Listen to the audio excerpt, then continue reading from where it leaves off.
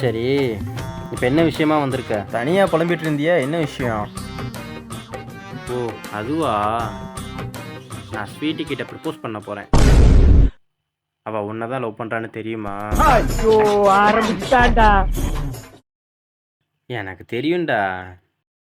அவள் என்னை பார்த்து சிரிப்பா, நான் எங்கே போனாலும் என் பின்னாடியே வருவா. ஹேய், நீ மட்டுமா போன?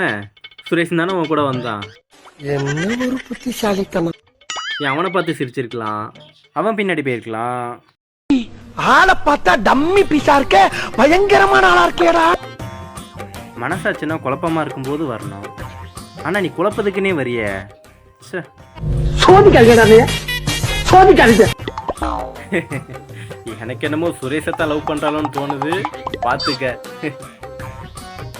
மனசாட்சின்னு சொல்லிட்டு மனசாட்சி இல்லாம பேசுறியாடா. இது என்ன பிரமாதம்? இது விட பெசலைட் ஒண்ணு இருக்கு. அட போங்கடா. எது எப்படியோ, நம்ம வந்த வேலை நமக்கு முடிஞ்சது.